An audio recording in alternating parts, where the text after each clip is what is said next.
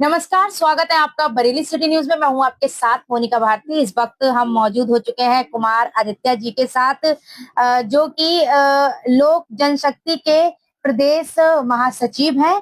बिहार से अभी लौटे हैं। बिहार चुनाव को लेकर आइए बात करते हैं, बिहार के क्या हाल चाल है। जैसे आप बिहार से आ रहे हैं और बिहार में इस समय चुनाव को लेकर माहौल में अलग ही वहाँ का क्या नजारा है वो आप बहुत अच्छे से जानते होंगे, क्योंकि आप अभी भी आ रहे हैं।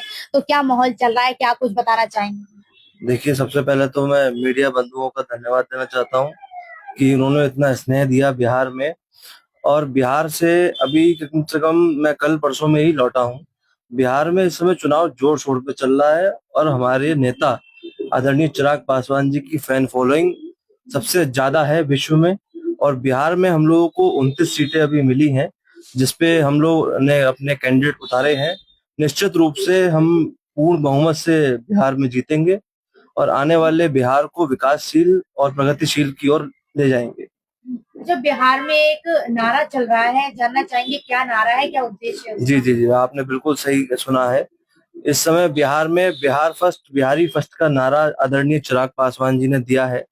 ये नारे का मतलब है कि विकास का नारा। इस नारे का मतलब है पलायन मुक्त का नारा। जो भी बिहार से युवा अभी बाहर जाकर नौकरी कर रहा है, और आपने देखा होगा अलग अलग राज्यों में बिहार का लेबर करता है, लेबर हो गया या अन्य किसी भी राज्यों में बिहार से सारा युवा जाता है और नौकरी करता है। तो बिहार फर्स्ट बिहारी फर्स्ट का यही नारे का उद्देश्य है कि पलायन मुक्त बिहार बनाए और बिहार को विकास की ओर लेकर के जाए। बिहार में चुनाव चल रहे हैं, लालू यादव की स्थिति को लेकर क्या कहेंगे? देखिए, 1990 से लेके और 2005 तक जो आरजेडी की सरकार और जो जो भी हमारे महागठबंधन के ऐसे तत्व थे, उन्होंने बिहार को जंगल राज बना रखा था।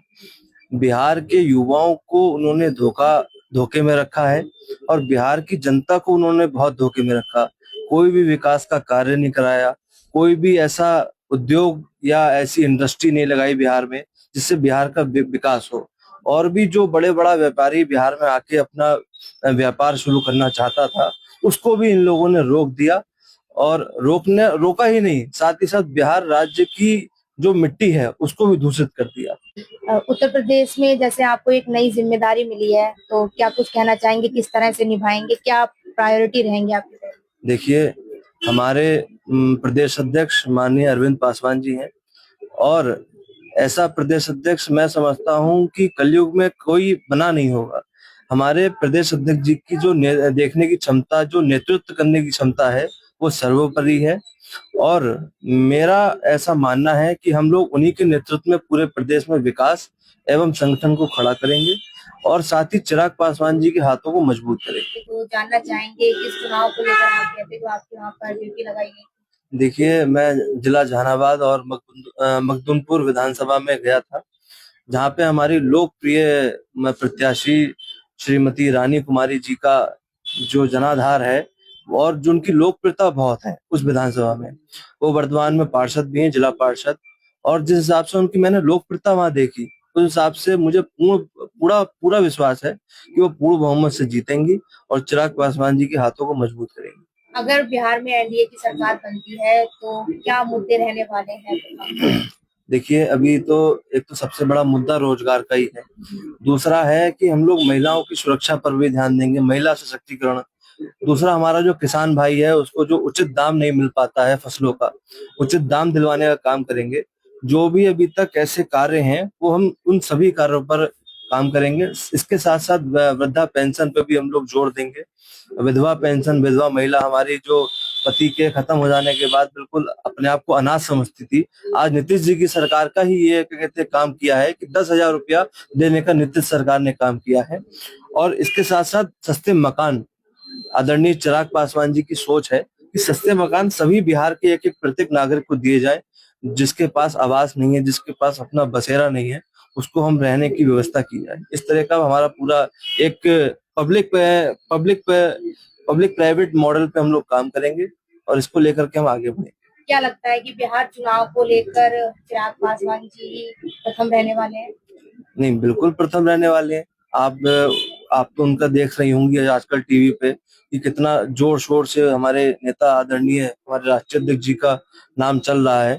और वो उनके में एक जादू है, उनके ऊपर देवी माई की कृपा है और वो जहां भी जाते हैं अपनी छाप छोड़ जाते हैं। जैसे कि अभी कुछ सोशल मीडिया पर वीडियो आई है, जो सरकार की ओर से कुछ लोगों को घर मिले हैं, जैसे जी मकान मिले हैं, तो जी उनको लेकर क्या कुछ कहना चाहेंगे, जिनसे लोगों में एक अलग ही खुशी देखने को मिली है? नहीं, बिल्कुल बिल्कुल। देखिए हम सभी लोग बिहार को प्रगति की राह पर लेकर के जाना चाहते हैं। और जैसे ही ये चुनाव शुरू हुआ था, इसके कम से कम 6 महीने 7 महीने पहले ही लोगों को मुफ्त राशन, मुफ्त मकान, जितनी भी योजनाएं हैं उन सबको उनका लाभ दिया गया है। जानना चाहेंगे आपकी जैसे विरासत से विकास तक की यात्रा किस तरह से रही है, और आज मैं आपके इस कार्यालय में बैठी हूँ, जैसे आपसे मिलने के लिए आई हूँ, तो आपने एक छोटा सा अपना जनसेवा केंद्र भी खोल रखा है, उसको लेकर क्या उद्देश्य है आपका? देखिए, ये मैंने अपने पिताजी स्वर्गीय पीयूष कुमार वर्मा जी के नाम से शुरू किया था 2023 में। जब क्या कहते हैं मैंने ये शुरू किया था तो मेरा एक ही उद्देश्य था कि मेरे पे भविष्य में कभी ऐसी व्यवस्था हो कि जिससे मैं ये जनसेवा केंद्र लोगों के लिए निःशुल्क कर पाऊं, ताकि जन जन तक को इसका लाभ मिल सके। और मेरा तो मैम आपको मैं ये बताऊं कि जब भी मैं सुबह यहाँ आता हूँ, लोगों से मिलता हूँ, लोगों की समस्याएं सुनता हूँ।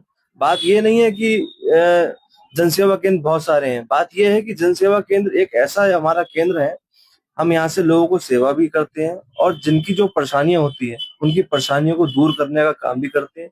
हमारे यहाँ हर तरह के सर्टिफिकेट वगैरह भी सब तरह के बनाए जाते हैं। विधवा पेंशन में मैं अपने यहाँ से भरवाता हूँ। सोचिए उत्तर प्रदेश में जो विधवाएं महिलाएं हैं वो उसकी सारी पेंशन में यहाँ से भरवाता हूँ। किसानों की सम्मान निधि में यहाँ से दिलाता हूँ। मकानों के फार्म हमारे यहाँ से भरे जाते हैं। प्रधानमंत्री मुख्यमंत्री की जो फार्म होते हैं वो सब हमारे यहाँ से निःशुल्क भरे जाते हैं। जिसके पास भी पैसा नहीं है वो आए और अपना क्या कहते हैं फार्म यहाँ कराए।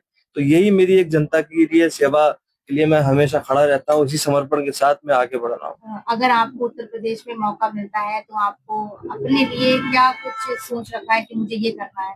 देखिए, मैं तो जब से मैंने हाई स्कूल किया था उसके बाद से ही मैं समाज सेवा में लग गया था और समाज सेवा ही मेरा परम उद्देश्य है। इसके सिवा मुझे ऐसा कोई काम आता नहीं है, क्योंकि मेरे पिताजी का ये कहना था कि बेटा आप समाज के लिए बने हो और समाज के लिए ही कार्य करो। तो मेरा तो यही कहना है कि मैं जब तक हूँ, जब तक मेरे अंदर जान है, तब तक मैं समाज के लिए ही जीऊंगा। लोगों को क्या संदेश देना चाहेंगे आज के युवाओं को? जैसे बस युवाओं को मेरा यही संदेश रहेगा कि वो ज्यादा से ज्यादा मेहनत करें और ये ना सोचें किसी दूसरे का खाने की या किसी दूसरे के मेहनत पे अपना हक जताने की। ये समय ऐसा है कि अपने आप को जला देना है, मेहनत कर करके और अपने लक्ष्य को हासिल करना है। बस मेरा यही युवाओं को संदेश है। जिसका जो मन करे वो करे, जिसकी जहां जाने की इच्छा है वो वहां जाए और अपने मुकाम को अचीव करे।